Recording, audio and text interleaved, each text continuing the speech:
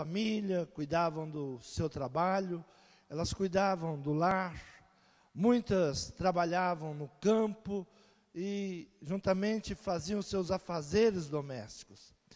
A mulher, ela não herdava do seu marido, nem as filhas tinham herança dos seus pais. Então, para a mulher, na sociedade judaica, era algo muito difícil para ela, porque ela não tinha renda. E a mulher, quando perdia o seu marido, ela ficava praticamente desamparada. Ela não sabia como trazer renda para a sua casa e não tinha herança, e ela ficaria em uma situação muito difícil. A mulher, do ponto de vista social e jurídico, era inferior até às mulheres dos países vizinhos. No Egito, a mulher, ela era chefe de família. Em vários países, a mulher, ela tinha um outro papel. Mas em Israel, elas eram donas de casas, esposas, e quando perdia o marido, elas tinham uma tendência de entrar em uma situação de miséria. Por isso, Deus, Ele ordenava a religião, a fé, que amparasse as viúvas e os órfãos. Quando ficavam viúvas com filho pequeno, podiam padecer necessidades. E só Deus para ouvir as suas necessidades, quando não eram supridas. Essa mulher, ela estava agora para entregar os seus 2 filhos. Os seus filhos seriam levados escravos, porque o credor veio para receber aquilo que lhe era de direito, aquilo que ele tinha emprestado e ela não podia pagar, e eles levariam agora os seus 2 filhos. E ela vem buscar, junto ao profeta, uma saída para tudo aquilo. Esse juiz, esse credor, na realidade, ele estava quebrando uma lei de Deus. Em Êxodo, quando Deus dá a lei ao seu povo, a viúva, o órfão, deveria ser suprida todas as suas necessidades e não ser oprimida. Em Êxodo capítulo 22, versículo 22, diz assim: a nenhuma viúva, nem órfão afligireis. Se de algum modo os afligires, e eles clamarem a mim, eu certamente ouvirei o seu clamor, e a minha ira se acenderá, e vos matarei a espada, e vossas mulheres ficarão viúvas, e os vossos filhos órfãos. Se emprestares dinheiro ao meu povo, ao pobre que está comigo, não te haverás com ele como usuário, e não lhe imporeis usura. Não pode emprestar ao meu povo dinheiro com usura, com ganância. E este credor, ele tinha quebrado todas estas leis que protegiam essa mulher. E ela, sem saída, ela vai ao único lugar que ela poderia encontrar um direcionamento. Ela vai ao homem de Deus, ela vai ao sacerdote, falar com ele sobre a sua situação. E ela vem, e uma mulher, das mulheres dos filhos dos profetas, clamou a Eliseu dizendo: meu marido, teu servo, morreu, e tu sabes que o teu servo temia ao Senhor. E veio o credor para levar os meus 2 filhos para serem servos.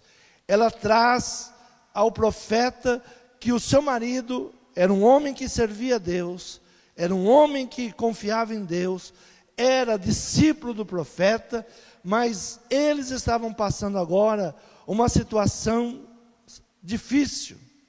Estavam passando uma situação que não tinha como ter saída. A emergência da situação, ela foi buscar uma solução. Na emergência da situação, nós temos que buscar uma solução. Sempre que vier uma situação que nós não sabemos como lidar, nós temos que buscar a solução. E essa mulher estava determinada a lutar contra aquela situação. Ela não estava aceitando aquela situação. Ela não estava acomodada, dizendo, bom, entregarei os meus filhos e paga a dívida. Não. Ela foi procurar o profeta, porque ela queria apresentar a sua causa a Deus. Ela deveria apresentar a sua necessidade a Deus.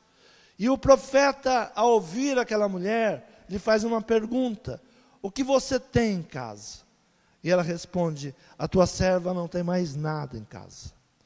Podemos observar por essa palavra que tudo que ela já tinha na sua casa, ela já tinha entregue aos credores.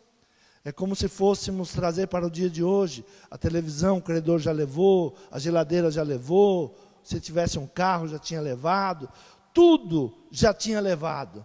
E ela para e diz: a não ser uma botija de azeite. A única coisa que tinha restado a esta viúva era uma botija com azeite. Diz-me o que é que tens em casa. O profeta, ele não traz um peso sobre a mulher. Ele não discute o passado. Muitas vezes quando a pessoa vem, nós logo pensamos: mas como isso aconteceu? Como deixou chegar a essa situação? Como você permitiu chegar a uma situação dessa? Veja que o profeta, ele não traz nenhum peso sobre a mulher. A mulher não tinha nada, apenas uma botija de azeite. E Eliseu, então, ele ordena algo para aquela mulher. No versículo de número 3, ele disse: então disse ele, vai, pede emprestadas de todos os teus vizinhos, vasilhas vazias, e não poucas. Então, entra, fecha a porta sobre ti e sobre teus filhos, e deita o azeite, e todas aquelas vasilhas, põe à parte o que estiver cheia. Busca vasilhas vazias. Desse pouco azeite que você tem, você vai derramar sobre as vasilhas vazias. Para aquela mulher, ela ouvir esta palavra, era algo impossível. Pela ciência seria algo impossível.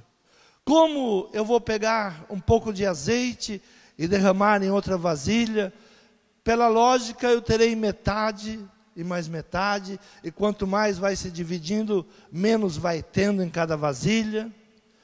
Mas ela partiu, pois, dele, e os seus filhos traziam as vasilhas, e ela as enchia. Ela não fica questionando se Deus ia fazer, se Deus não ia fazer. Ela obedece a palavra. A atitude, ela faz a diferença quando nós estamos buscando com fé. Se nós paramos para questionar: mas será que vai dar certo? Será que é assim mesmo? Será que Deus vai fazer? A dúvida impede Deus de operar.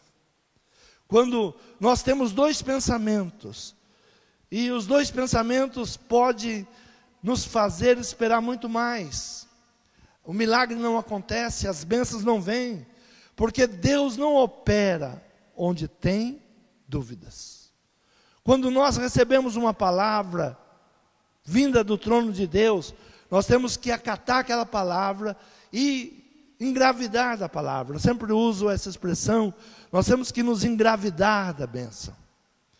Como Maria, quando ela recebe a palavra do anjo, ela já começa a se portar como grávida.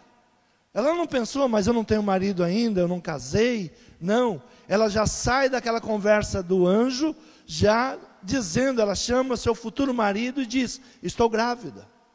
Como chegar para um futuro marido e dizer: eu estou grávida? É a fé. E ela sabia o que ela tinha recebido. Muitas vezes nós não tomamos uma decisão de fé, não nos engravidamos da bênção. E trazemos sempre o quê? Um questionamento. Mas será que vai dar certo? Se essa mulher fosse olhar a ciência, né? Hoje está em moda tudo que nós estamos fazendo é pela ciência, A fé ficou de lado em muitas coisas. É a ciência diz assim, a ciência manda isso, e a nossa fé esfriando. A fé de muitos esfriará. Nós temos que voltar novamente, ouvir Deus falar conosco, e não a ciência. A ciência é a lógica. Eu trouxe essa semana passada uma palavra que a fé quebra a lógica, né? A fé quebra a lógica. É lógico que se tomar um azeite e pôr em outra vasilha, vai apenas dividir. Mas o profeta diz, vai, peça muitas vasilhas. Era uma determinação, você vai encher muitas vasilhas com esse pote de azeite que você tem. Então a atitude faz a diferença. E qual foi a atitude desta mulher? Não se conformou com a miséria. Ela não ficou na sua casa esperando o credor chegar. Quantos estão na sua casa esperando as coisas acontecerem? Não estão colocando a fé em prática, não estão determinando com fé. Essa mulher, ela poderia falar como muitas vezes nós falamos, olha, eu não tenho vontade nem de levantar da cama. Quando ela levantava da cama, ela olhava, não tinha mais a geladeira, não tinha mais o televisor, não tinha mais cama, porque tudo já tinham levado. Mas ela não aceita aquela situação, ela não se conforma com aquela situação, e ela vai procurar o profeta, e ela vai com argumentos com ele, olha, o meu marido era um homem fiel, o meu marido te servia, era teu discípulo. Ela vai com argumentos. Como que nós temos que chegar diante de Deus? Deus, eu te sirvo, eu te busco. Olha a situação que eu estou vivendo. A tua palavra diz assim. A tua palavra diz que o justo não será desamparado. Nós temos que tomar posse da palavra, viver a palavra. Se nós começarmos a aceitar a situação, o inimigo, ele vai adentrando e cada dia vai levando mais. Iria levar agora a maior riqueza dessa mulher, que eram os seus 2 filhos.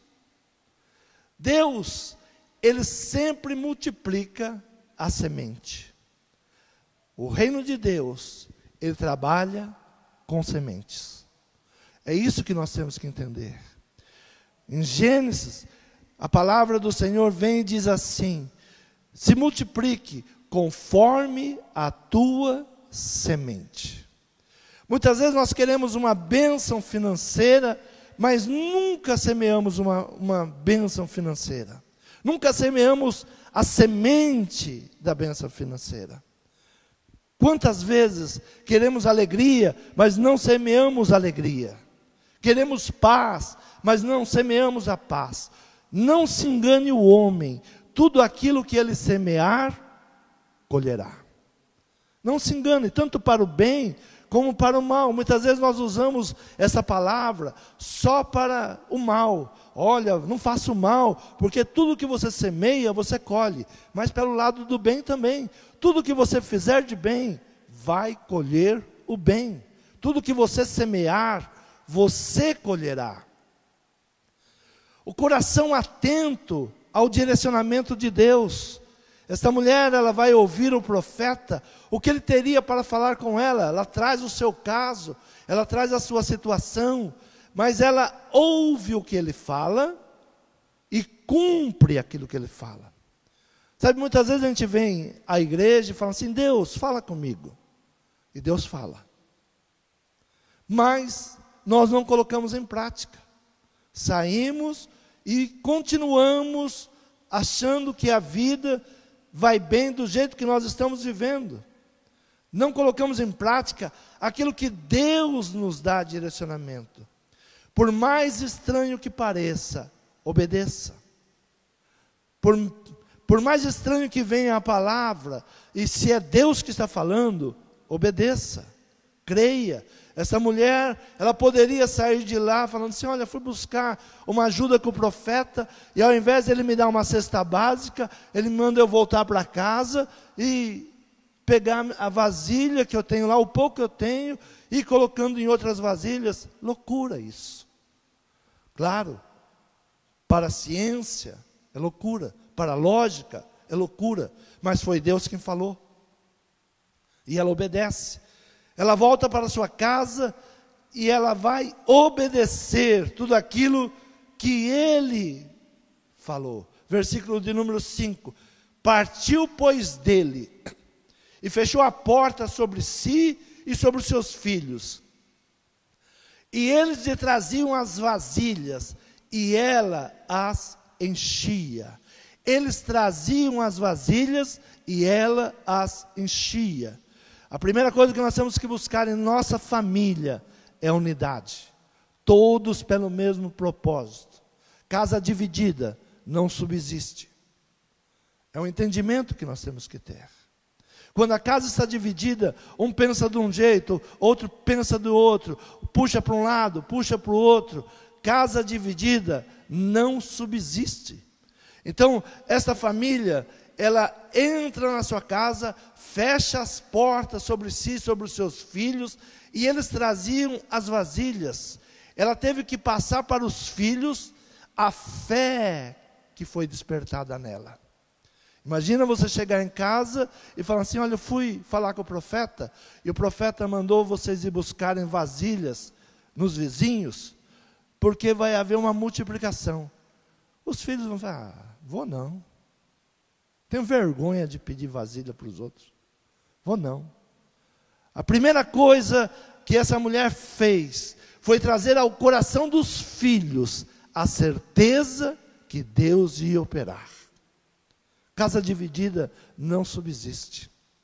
Ou nós unimos a nossa casa, a nossa família, todos com um único propósito, e temos que ter uma fé transbordante, uma fé que consiga motivar os nossos familiares. Quantas pessoas estão? Ah, mas é assim mesmo. Não, não é assim mesmo, não. Você está numa guerra espiritual. Deus te levantou para uma guerra espiritual. Quantas vezes o seu marido, a sua esposa, pode estar desanimando, mas temos que nos unir. Quando um está fraco, o outro o fortalece. Isto é essa palavra. A unidade, os filhos. Muitas vezes nós, meu filho que não obedece. Não, é que você não está permitindo esse fogo entrar dentro de você e abrasar toda a casa. Nós temos que permitir o Espírito Santo de Deus entrar em nós. E com confiança. A atitude desta mulher não foi simplesmente alguém que vai procurar um profeta, ouve o que ele fala e volta para a sua casa do mesmo jeito. Ela foi, ouviu, por mais estranho que parecia a ordem que o profeta deu, ela obedeceu. Deus sempre dá com abundância. Sempre dá. Nós nunca vamos superar Deus. Mas eu vou dar uma semente, essa semente, Deus sempre supera. Você nunca vai superar Deus. Deus nunca vai ficar devendo nada para você. Creia, confia, entre com fé. Muitas vezes não vemos os milagres de Deus, pois sempre buscamos com um plano B, né? Essa mulher não tinha plano B. Sabe qual é o grande problema nosso hoje? Nós temos sempre um plano B. Se não tiver, eu vou pedir emprestado para o cunhado, para o banco, para algum lugar, né?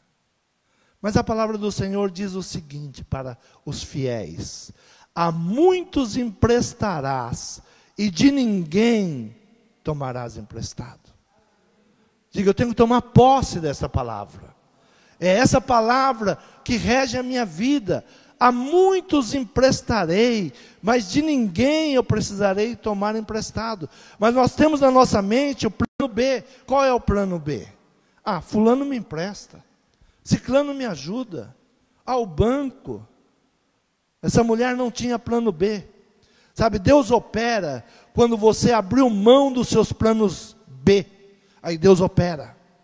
Quando você diz, é impossível, eu não tenho aonde buscar, e a tua palavra diz assim. Por isso a mulher chega para o profeta e fala com o profeta, dizendo, olha, meu marido, teu servo, morreu, e tu sabes que teu servo temia ao Senhor, tu sabes, você é prova disso.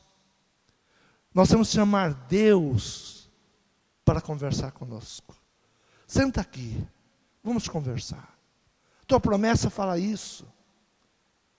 A primeira coisa que o inimigo vai falar é que você não merece.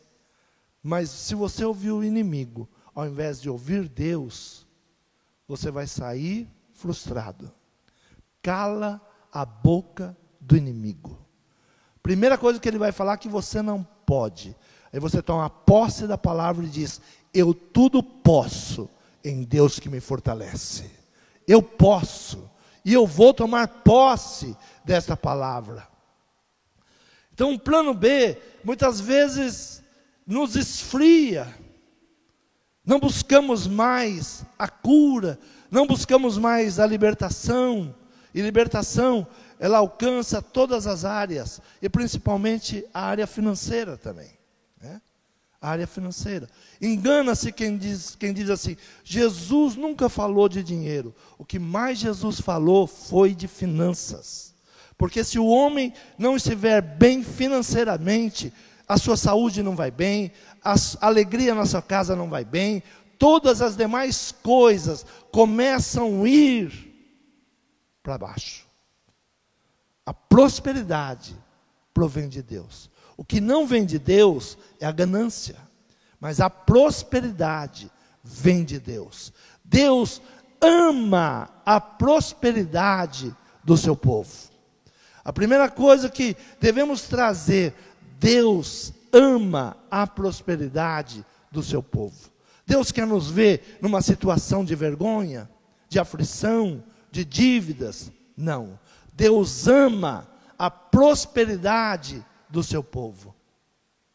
1 Pedro capítulo 5, versículo 7, diz assim, do 5 em diante. Semelhantemente, vós jovens, sede sujeitos aos anciões, e sede todos sujeitos uns aos outros, revestivos de humildade, porque Deus resiste aos soberbos, mas dá graça aos humildes.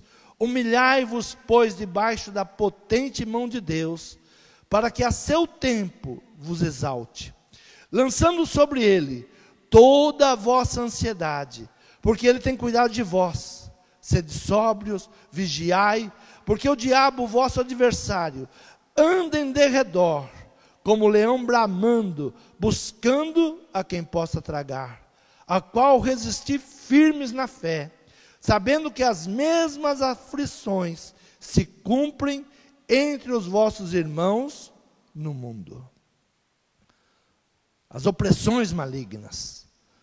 A palavra, o apóstolo Pedro nos fala, olha, jovens, ouça os anciões, ouça os sábios, sede sujeitos uns aos outros, revestivos de humildade, porque Deus resiste ao soberbo, mas dá graça aos humildes. E ele nos adverte dizendo, o diabo, nosso inimigo, ele está ao nosso derredor, fazendo o quê? Tentando nos devorar. Mas no versículo de número 9 ele diz assim, resistir firme na fé. O que nós temos? Qual é o escudo que nós temos? A fé. Essa mulher, ela usa a sua fé, e ela creu e obedeceu tudo aquilo que o profeta falou. Chega um momento que ela chega para os filhos e diz aos filhos, traga mais vasilhas. E os filhos dizem, acabou as vasilhas. Então, o milagre parou. O milagre vem pela necessidade. O milagre acontece nas necessidades. No momento que você diz não tenho necessidade, não tem milagre. Aí tem o trabalho. Essa mulher, ela estava agora condenada, os seus filhos à escravidão, e eles agora se tornam negociantes. Eles vão agora negociar tudo aquilo que Deus colocou na mão deles.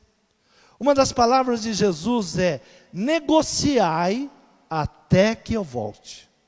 Negociai até que eu volte. Jesus não quer ninguém parado, ninguém esperando as coisas acontecerem. Quando nós colocamos a mão no arado, Ele vai nos ajudando. Então, essa mulher procura agora: olha, traga mais vasilhas. E os filhos respondem: não há mais vasilhas. Então o azeite parou. O azeite parou. Israel andou pelo deserto, segundo os historiadores, quase 40 anos. Mas quando atravessa o Rio Jordão, a palavra diz que o maná, que caía todas as manhãs, parou. E Josué diz assim: a partir de agora, vocês comerão daquilo que vocês semearem. Acabou o milagre. O milagre é só para suprir uma necessidade. É quando nós estamos numa situação que nós não sabemos como fazer. Mas Deus envia um milagre, mas o milagre vem suprir as nossas necessidades. E a partir do milagre, nós temos então começar a semear. O que você tem em casa? Ah, não tenho nada. Eu sempre digo que nada vezes nada é nada. Jesus, para fazer o milagre do pão, precisou do pão. Precisou do peixe. Nós sempre temos que apresentar algo ao Senhor. Sempre temos que, em uma situação difícil, fazer um voto com Deus. O voto é para mudar Deus? Não, o voto é para mudar eu. Eu que preciso de mudança, não é Deus. Eu preciso de mudança. Eu preciso estimular minha fé. Eu que preciso acrescentar algo à minha fé. A minha fé que muitas vezes não atinge o ponto do milagre, ou eu não ouço os direcionamentos que Deus está me dando. Então ela chega para os filhos e diz: traz mais vasilhas. Acabou as vasilhas. Se não tem vasilhas vazias, não entra mais azeite. Se nós estamos cheios, a palavra que nós recebemos não entra. O povo de Deus, às vezes está enojado já, né? Ah, não aguento mais palavra. Exatamente nesses dias, você abre o teu celular, é pregação para tudo quanto é lado. Isso acaba dando o quê? Até, muita palavra, muita profecia. Nós temos que aprender a separar. Quem é o teu abençoador?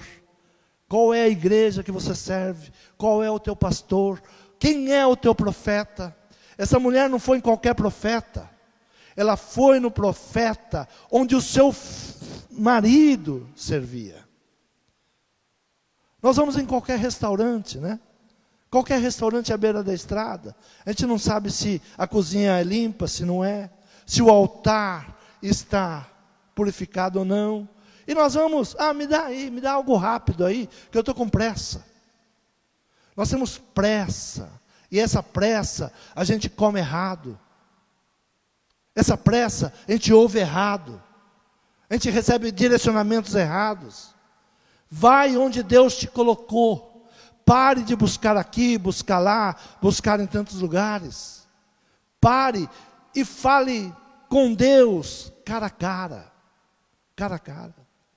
Eu gosto muito quando Miriam, ela fica com ciúmes de Moisés. E ela e Arão, eles se reúnem e dizem assim: olha, Moisés, você pensa que Deus fala só com você? Fala comigo também. E por causa daquilo, ela ficou leprosa. E Deus diz assim: com Moisés, eu falo cara a cara. Eu não preciso de ninguém para mandar recado para Moisés. Eu falo com ele face a face. Nós temos que aprender a falar com Deus face a face. Você é filha, você é filho de Deus. Chama Deus para a sua causa. Converse com Deus. Você vem à igreja para quê? Receber uma palavra de direcionamento. Mas você precisa crescer na fé. Crescer na fé. Buscar a palavra. Uma palavra que nos encoraja. Uma palavra que nos dá sabedoria. O profeta não fez nada além de dar a palavra para essa mulher. Ela recebeu e a sua vida mudou. Ana, ela ia ao templo e fazia votos. Uma palavra na vida de Ana mudou a sua história. Ana chorava, Ana se descabelava, ela estava desesperada, ela tinha uma inimiga, uma rival, que zombava dela. E ela vai para o templo, e já tinha até terminado todo o serviço do templo. Eli estava sentado numa cadeira do lado de fora, e ela continuava chorando na frente do altar. E Eli, imagina, essa mulher está embriagada, já acabou tudo, e ela continua ali, a gente não entende nada que ela fala, está descabelada, uma mulher mal trajada, mal arrumada, de tanto que fazia votos, tanto que fazia jejuns. E ele pergunta, que te aflige, mulher? Eu quero ter um filho, e não tenho. Eu venho aqui, porque eu preciso ter um filho. E ele dá apenas uma palavra. Aquela palavra mudou o casamento de Ana, mudou a vida de Ana, e trouxe um sacerdote de Deus para a terra. O Deus de Israel te abençoa. O Deus de Israel fará tudo aquilo que você está pedindo. Não precisou campanha de 7 semanas, não precisou tantas coisas que nós queremos inventar hoje. Preciso fazer campanha, amém, quer fazer, faça, é o teu voto. Mas Deus, Ele precisa para realizar os milagres do quê? Um coração contrito e um coração arrependido. Um coração que busca com fé. Um coração que crê com fé. Versículo 7. Então veio ela e o fez saber ao homem de Deus. Sabe, muitas vezes nós vamos, pedimos uma oração, pedimos uma bênção, e quando a bênção vem, nós nem comunicamos ao homem de Deus. Olha, a oração foi tiro e queda. Deus respondeu. Nós não comunicamos, não falamos. Porque a gente pede oração para tanta gente também, que depois a gente não sabe nem quem foi, né? É tanto lugar que nós vamos pedindo oração. Né? Até no Facebook hoje, né? Às vezes eu pego meu celular de madrugada, tem gente lá, olha, e feitiçarias, né? Feitiçarias pura, feitiçarias gospel. Vou descobrir o teu nome, vou falar o teu nome. Irmãos, parem, busque Deus de verdade, né? Busque Deus de verdade. Então veio ela e o fez saber ao homem de Deus, e disse ele, vai, vende o azeite, paga a tua dívida, e tu e teus filhos vivei do restante. Deus dá com abundância. Deus dá além, Deus dá com sobejo, Deus dá com sobra. Ela pagou a dívida, comprou as necessidades que ela tinha, e a partir daquele momento, ela começou a comercializar o azeite. Se tornou um negociante. Deus vai tirar da situação que você está, vai dar sobejo e te fará um grande negociante. Você crê nessa palavra? Toma posse desta palavra. Abra a tua Bíblia, Salmos de número 43. Oração para que seja restituídos os privilégios do santuário. Diz assim a palavra: faze-me justiça, ó Deus, e pleitei a minha causa contra a nação ímpia. Livra-me do homem fraudulento e injusto. O que essa mulher estava vivendo? Uma injustiça. Esta mulher estava sendo injustiçada, porque a lei determinava que a viúva e os órfãos deveriam ser amparados pelo templo. E não estava acontecendo isso. E aquele homem estava cobrando juros com ganância. Ia levar agora a única coisa que restava àquela mulher, os seus 2 filhos. E ela vem ao profeta pedir o quê? Justiça. O meu marido servia a Deus. Essa justiça que nós temos que pedir. Davi, ele diz: fui novo, hoje sou velho, nunca vi um justo mendigar o pão. Nós temos que tomar posse das palavras. Senhor, eu não aceito, eu não vou concordar com tudo isso que está acontecendo.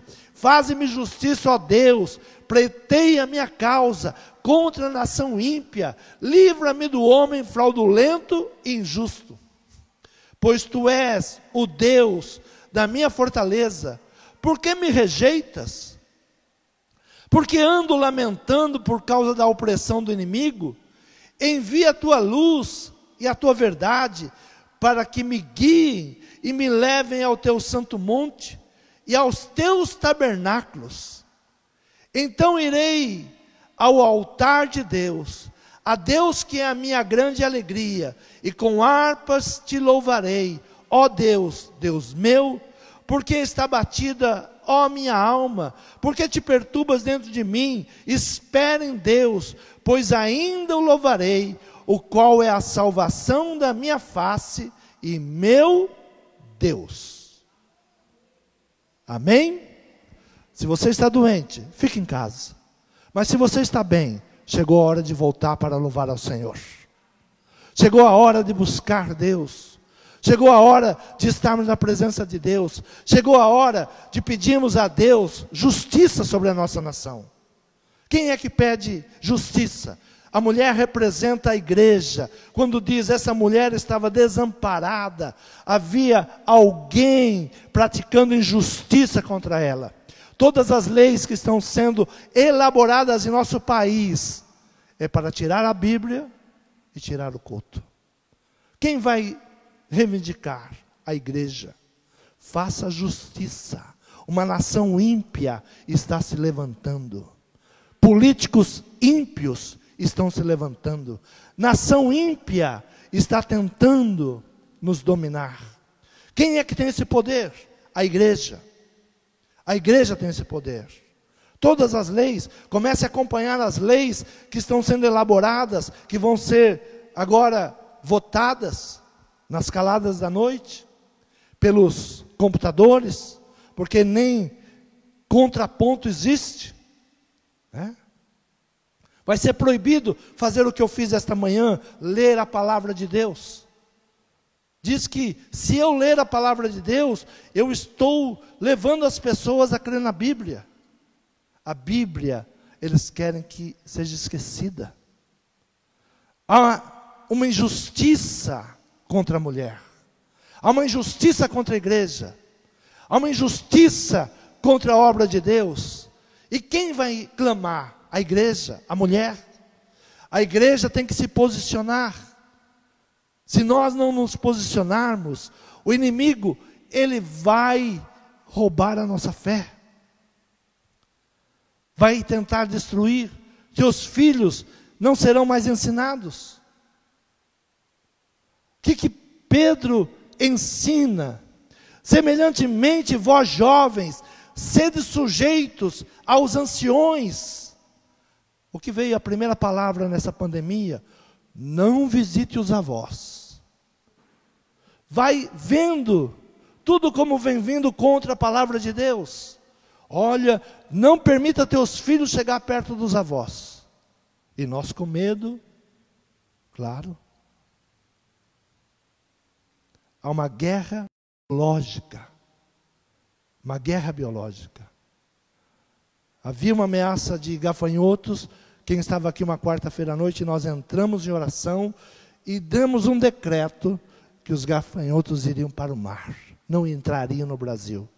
Ah, mas a tua oração, a nossa oração, a oração de um justo tem muito em seus efeitos. A igreja tem que se unir em oração, temos que clamar, temos que pedir justiça.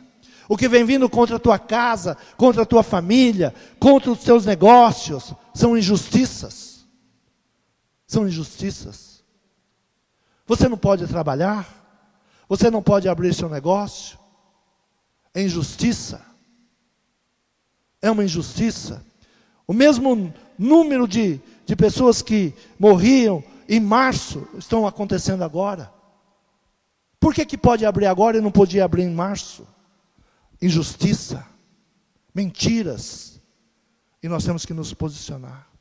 A nossa guerra não é contra homem, mas é contra principados e potestades, porque sai um e eles colocam outro. Ah, eu não gosto desse. Se você não dobrar o joelho, vem outro. Nós temos que dobrar o joelho sim, pela nossa casa, pela nossa família, crer naquilo que Deus quer e pode fazer. Faze-me justiça, ó Deus. Essa tem que ser a sua oração. Você crê nessa palavra? Se coloque de pé. Não aceite o que vem vindo. Não aceite que, meu comércio vai quebrar, minha família vai passar necessidades. Não. Praga nenhuma chegará na tua casa, chegará na tua tenda. Tome posse desta palavra. Use a palavra de Deus como escudo e como broquel. Anima-te, esforça-te, creia, repreenda. Ministra a tua alma, porque está batido a minha alma. E porque te perturbas dentro de mim, espera em Deus, pois ainda o louvarei, o qual é a salvação da minha face e Deus meu. Apresente ao Senhor a sua necessidade. O Senhor está pronto a fazer milagres. Não confie no seu plano B, confie em Deus. Confie na palavra do Senhor. A muitos emprestarás, mas de ninguém tomarás emprestado. Deus começa a mudar essa situação de dívida agora. Deus tira as mãos do devorador. Toma posse desta palavra. Confie em Deus. Comece a viver. Comece a se engravidar desta palavra. Não traga questionamento. Não permita o inimigo colocar questionamentos. Declare que você é mais do que vencedor. Que você vai sair dessa situação. Que o inimigo tentou de todas as formas te oprimir, mas não vai te oprimir, porque Deus é o teu escudo e Ele é a tua proteção. Senhor meu Pai, Senhor, estamos diante de Ti nesta manhã, Pai. Senhor, como esta viúva, Pai, Senhor, que estava sendo injustiçada, esse credor, ele não cumpria a lei, e ele estava injustiçando esta mulher. Senhor, a igreja está sendo injustiçada nessa nação. O inimigo se levanta com fúria contra a igreja, contra a nossa vida. Mas, Senhor, nos dá força nesta manhã. Renova nossas forças. Que possamos voltar para a nossa casa. Unir a nossa casa, Pai, numa mesma palavra, num mesmo entendimento. Que todos possam encher os vasos. O Senhor vai mudar toda e qualquer situação. O Senhor tira a miséria. O Senhor tira as dívidas. E o Senhor acrescenta bênção sobre bênção. Creia em nome de Jesus. Amém? Quantos podem aplaudir o Senhor?